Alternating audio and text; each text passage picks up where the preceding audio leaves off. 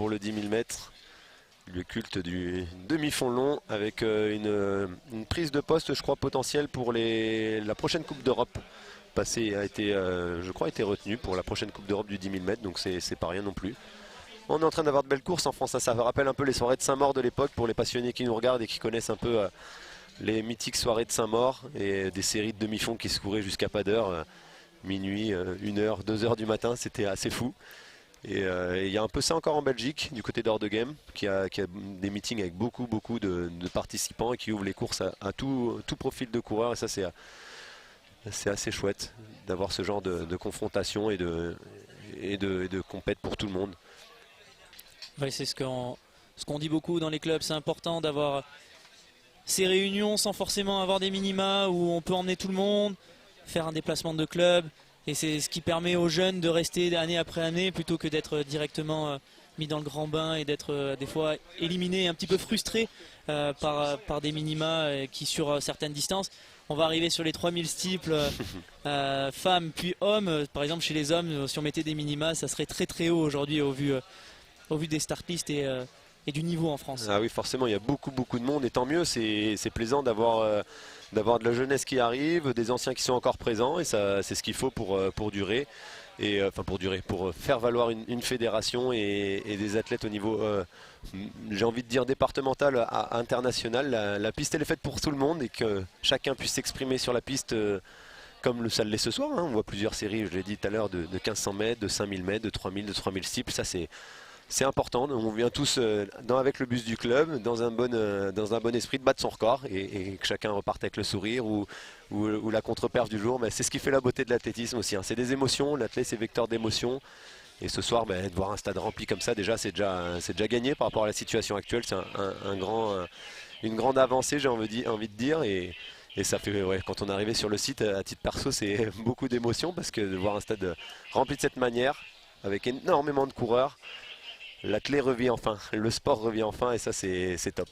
Après un an et demi compliqué, voire très compliqué, c'est vrai que ça fait énormément de plaisir. On fait plaisir de pouvoir assister à ce type de réunion. Il y a eu Carquefou la semaine dernière, aujourd'hui c'est Dessines. La semaine prochaine, championnat de France à Angers. Et en tout cas dans cette course du 3000 mètres steeple féminin, c'est Léa Navarro qui est supposée mener, qui est préposée au lièvre. Alors, un record en 10 minutes 04 sur la distance. Et elle va emmener toutes ses filles sur une allure de 6 minutes 18 au 2000 mètres, c'est-à-dire un temps inférieur à 9 minutes 30 normalement sur le 3000 mètres steeple. Ah oui, gros chrono encore en perspective. Alors on va voir le travail de Léa sur cette course. Donc 6-18, tu nous as dit juste avant, c'est ça? Oui, ça risque d'être de très bonnes bases même. 6-18, oui. Un peu moins de 9-27, si on veut être précis. Les avant-postes, on devrait retrouver la néerlandaise Jasmine Baker et nos françaises Flavie Renoir, Alexa Lemitre, Anne-Sophie Vité.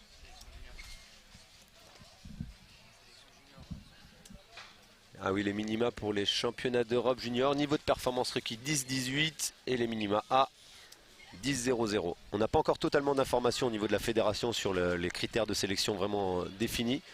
Je pense que le niveau de performance sera pris en compte en fonction de la place au championnat de France et de la régularité des athlètes tout au long de la saison et ce qu'ils ont montré un peu dans différentes compétitions et notamment aux championnats nationaux de manière générale. Sauf que pour les jeunes, il me semble que les championnats ils tombent pendant, si je dis pas de bêtises, ils tombent juste avant pour les championnats d'Europe junior et espoir. Il me semble que ça tombe juste avant ou juste après les championnats nationaux.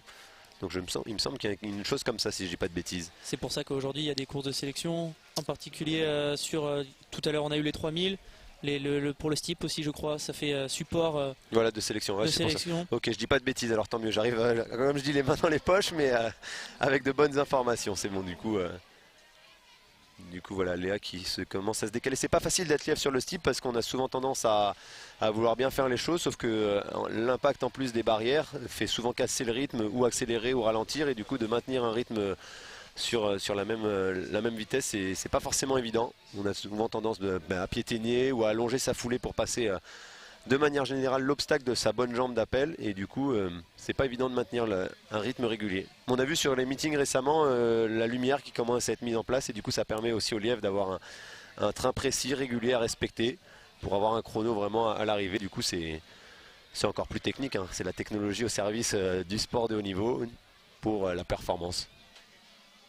C'est vrai que ça permet de moins avoir les yeux sur le chrono. On a pu le voir par exemple tout à l'heure, Hugo et Marchazal sur le 3000 mètres steep chez les juniors, chez les espoirs, qui regardaient sa montre tous les 100 mètres pour être sûr d'emmener pile poil les concurrents. Et c'est vrai que ça facilite quand même la tâche. On a moins à se focaliser sur le chrono et c'est peut-être plus facile pour caler sa foulée. Oui, c'est sûr, c'est sûr. Et c'est la technologie aujourd'hui qui est importante. Enfin, c'est un athlète de 800 mètres qui a fait longtemps une grosse carrière internationale, Bramson sur 800 mètres, qui ensuite a eu une fin de carrière, j'ai envie de dire, sur les Diamond League, les plus grosses compétitions en athlétisme en tant que lièvre, et du coup qui trouvait ce système plutôt...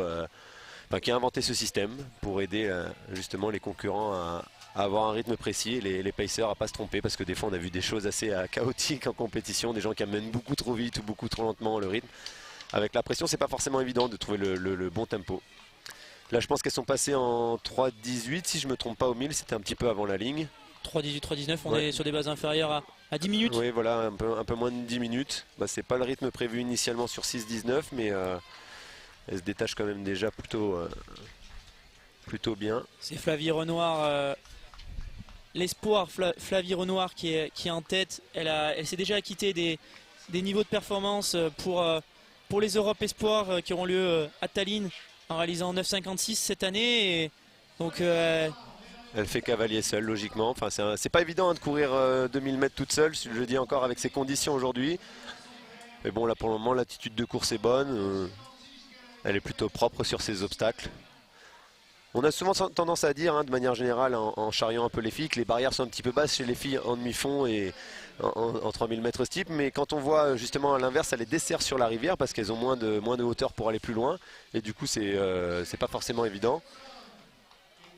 Et du coup, c'est vraiment compliqué cette épreuve parce qu'il faut à la fois être vite, endurant et savoir gérer les obstacles pour laisser le moins de force possible, le moins de fatigue possible, être le plus lucide parce que ça peut arriver d'avoir un dernier 1000 mètres très très dur. Donc le 3000 mètres steeple en général ça se court 2000 mètres en aisance et un dernier 1000 un peu sur la fatigue, enfin un peu plus fatigué. Si on court un premier 1000 trop rapide, c'est souvent catastrophique de terminer. Enfin, c'est hyper dur de gérer de cette manière. Ça se court vraiment sur une 2/3 de course en aisance. Et du coup, c'est de cette manière-là que les plus gros chronos sont réalisés sur des coureurs qui arrivent à partir un petit peu vite, ralentissent généralement le deuxième kilo et terminent plus fort sur la fin de course. C'est l'expert qui parle, champion d'Europe sur la distance. Donc ce qu'il dit, ça a plus de crédit qu'un commentateur lambda, on va dire. Là, c'est un beau cavalier seul. Elle perd pas de temps sur ces obstacles. Au moins, on voit que ça saccade pas le rythme. Elle reste dans la continuité de course et ça, c'est important. Elle est assez grande, donc elle a le gabarit qui est propice à cette discipline. Et regardez, là, c'est tout en aisance. Ça piétine pas juste avant l'obstacle. C'est propre, vraiment. Du coup, il n'y a pas de cassure. Et on peut considérer que c'est entre guillemets inclus dans sa course. Les obstacles ne sont pas une contrainte et du coup ça ne dégrade pas son rythme. Au contraire, elle peut servir des obstacles pour relancer. Ce que je disais tout à l'heure par rapport au lièvre, c'est que ça peut ralentir ou relancer une course, les barrières. Et là, elle le prend plutôt d'une belle manière. On va arriver aux 2000 mètres si je ne me trompe pas. On va arriver aux 2000 mètres et on va surveiller le chrono parce qu'il semble que seule en tête, elle est accélérée. On le rappelle, elle passe en 3 minutes 18, 3 minutes 19. Et là, elle va passer en 6 minutes 32.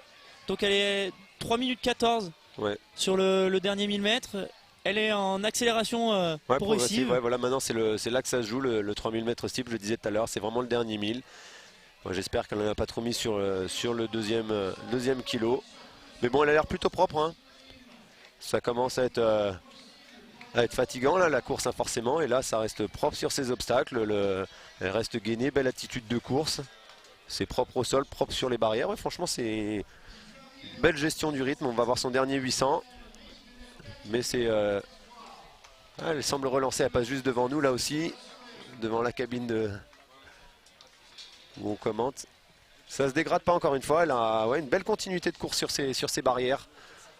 Je me répète, mais c'est important de le souligner sur un 3000 mètres steeple, laisser de l'effort et voilà, longer sa foulée ou la ralentir avant un obstacle. Il y a quand même 35 obstacles à passer et ça peut vite se jouer dans le mauvais sens si on y laisse trop de jus. Et là, non, regardez, c'est propre, hein. Franchement, c'est une belle athlète, une belle attitude de course.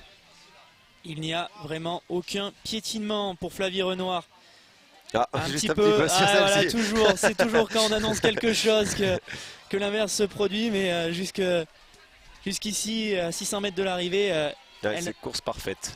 Elle réalisait une course parfaite et sa course continue d'être parfaite. Allez, il ne faut pas subir sur la rivière, voilà, il lui reste 500 mètres. Mais non, c'est la lucidité voilà. qui va faire la différence sur le 500 mètres. Ouais. Elle a des points de mire, il faut qu'elle s'en serve pour essayer d'aller simuler des concurrentes à aller chercher, pour essayer de se battre contre cette fois-ci d'autres adversaires, même si c'est pas évident. Elle a fait course vraiment cavalier seul. Allez, 8, 26, 27. Ah, c'est costaud, elle a repris une bonne avance sur les 10 minutes là, dans son dernier 400. Elle peut vraiment aller chercher les 8,45 si je dis pas de bêtises. Les chronos féminins, je suis un peu moins spécialiste, mais là, les 9,45 déjà, j'ai 8,45. Et 9,45, ça serait 11 secondes plus rapide que son record. Ouais, mais du coup, je pense elle est moins de 9,50. Allez, je signe pour un moins de 9,50, à voir. Ça a l'air d'être propre au niveau, encore une fois, de la foulée. Elle a la tête qui part un tout petit peu en arrière, mais bon, hein, on l'a vu, 2000 mètres toute seule, c'est pas évident. Et non, ça reste efficace au sol. C'est du très haut niveau, là, encore une fois, c'est une compétition qu'elle a dû prendre limite de bout en bout. Enfin, 2 km sur cette discipline, c'est pas facile. Et là, il va lui rester 170 mètres. Une rivière, la dernière grosse difficulté. Allez. Ah, c'est propre, ça se tasse un petit peu, mais elle relance directement. Elle en a encore sous le pied. Là, ça relance fortement. Ah ouais, très très beau chrono à l'arrivée. J'ai annoncé moins de 9,50. Ça va le faire, hein. Ça va le faire. Je pense que tu aurais pu signer pour 9,45 finalement. Ah ouais, j'étais parti sur ça, mais bon, j'ai pas voulu prendre trop de risques sur la pronostic. Mais là, c'est très très costaud. Très très grosse performance. Ça reste efficace jusqu'au bout. Elle termine couloir 3. 9,45,10. Énorme. Très très joli chrono pour Flavie Renoir sur ce 3000 mètres steeple féminin. On a une très très belle génération sur le steeple féminin, masculin. De belles performances là. 9,45, c'est un très beau chrono.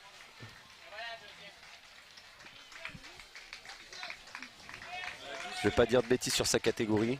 Elle est espoir. Elle est encore espoir. Espoir, ouais. Du coup, c'est bien ça, ouais. Ah ouais, ça doit lui laisser. Elle doit avoir une place pour son. Là, elle doit confirmer son billet pour Tallinn, les championnats d'Europe espoir en juillet. Elle accompagnera Claire Palou. Oui, Claire Palou qui a une grosse chance aussi de médaille, je le pense, en ayant fait 9,31. Une chance aussi de sélection olympique, c'est pas loin, une petite seconde. Voilà, grosse performance, un joli chrono. De la manière, surtout, l'art et la manière de courir, parce que je le dis encore une fois, 2 km toute seule. À la fin, un peu de concurrentes à aller chercher, à les doubler, qui l'ont peut-être un peu motivé. Et finalement, ça donne un très joli chrono, alors qu'elle a été seule pendant 2200 mètres aujourd'hui. Oui, voilà, exactement. Et puis vous le voyez encore une fois à l'écran, les banderoles, le vent n'est pas clément. Il sévit tout au long de la soirée sur toutes les courses. Ça s'était un petit peu calmé pour le 800. D'ailleurs, on a eu un record de France cadet, si je dis pas de bêtises, aussi du 800 mètres. Et du coup, ça s'était un peu calmé pour cette course-là. Et depuis, ça commence à revenir assez costaud. Mais bon, personne ne lâche. Tout le monde est présent sur la piste pour se battre, malgré les conditions. Et pour ceux qui ont raté le début du live, Thomas Andrés de Marquez a battu le record de France du 800 mètres cadet. Pour l'instant, c'est le seul record de France de la soirée. L'année dernière, il y en avait eu 2. Claire Palou et Alessia Zarbo. Sur 3000 steeple junior pour Claire et 5000 pour Alessia. Je crois qu'il y a une erreur d'affichage par contre. Oui, et erreur d'affichage, c'est bien Flavie Renoir qui s'est imposée en 9 minutes 45,08. Et je vais laisser la parole à Loïc Géraud pour accompagner Johan Koval sur le 3000 mètres steeple masculin. À vous les gars.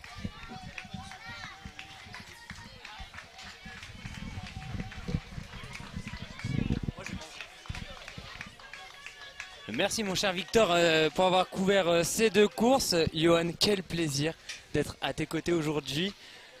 Wow. Merci. Un grand nom de l'athlétisme français sur ce plateau du meeting national de l'Est lyonnais. On va pouvoir avoir droit à ton expertise sur la distance du steeple, puisque toi-même tu es spécialiste du steeple.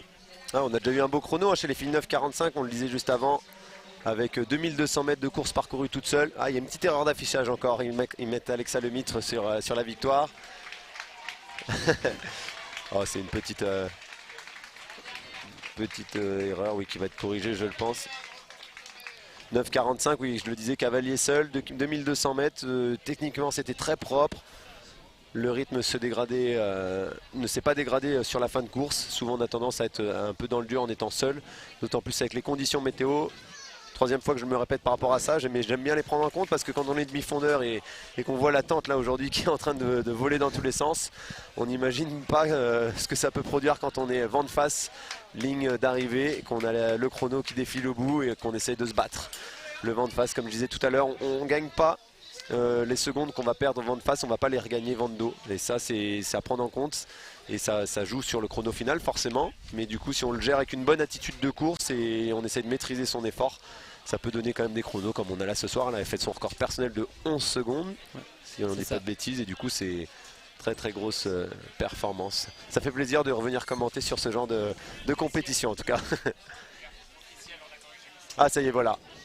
Renoir Flavie, 9,45.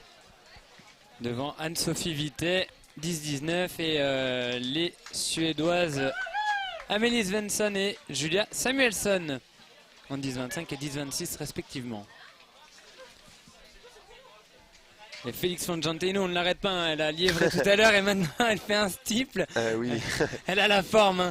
Hein. Oui, 41 ans, 3 enfants et voilà. qui avait été en équipe de France avec moi en 2010 aux Europes en salle de Bercy. Un phénomène, Alexa Panja, qui lâche rien. Quand on est passionné d'athlète, c'est ce que je disais tout à l'heure aussi, tu n'étais pas là, mais c'est ça qui est beau, l'athlétisme, c'est que c'est de belles émotions, quel que soit son niveau. On peut être aujourd'hui sur le meeting de Dessines, c'était ouvert à beaucoup de concurrents et il y en a qui viennent chercher des sélections, d'autres un record personnel, mais tout le monde est présent et quand on voit tout le monde avec le sourire aux lèvres à l'arrivée, ça fait beaucoup de bien, beaucoup de plaisir et on revit dans ces stades. C'est ça, on voit du monde hein, ce soir à Dessines, hein, les spectateurs ont été autorisés et puis pour beaucoup d'athlètes aussi, on va faire un parallèle avec la situation, c'est pour certains leur première compétition depuis longtemps, depuis un an voire plus. Voilà, ouais, ça fait un moment que tout le monde n'a pas pu compétiter. Et ça, c'est important de savoir s'exprimer. Enfin, c'est important. C'est bien de le souligner, qu'il y ait autant de performances avec le manque de compétition, parce que souvent en athlétisme, on a besoin de repères, on a besoin de compétition. L'entraînement, c'est une chose, mais la mise en action, elle est différente, elle est autre. Et du coup, c'est agréable de voir que tout le monde arrive aujourd'hui avec des ambitions, des envies de record, et que l'athlète, voilà, malgré cette période difficile, c'est le sport magique, hein. Tout le monde s'est entraîné, n'a rien lâché. Et voilà, quand on voit, je crois que c'est pas loin des 1300 coureurs, 55 courses sur toute la journée. C'est fou. 10 heures de compétition hein, depuis 13h39 la première série et du coup des bénévoles présents depuis très tôt ce matin pour mettre en place. Voilà. Ah, c'est fou, hein. C'est tout à l'honneur de Bastien Perrault et pareil. Techniquement, je suis plus actif cette saison sur la piste et quand j'ai demandé si c'était possible de venir juste regarder, il m'a tout de suite répondu.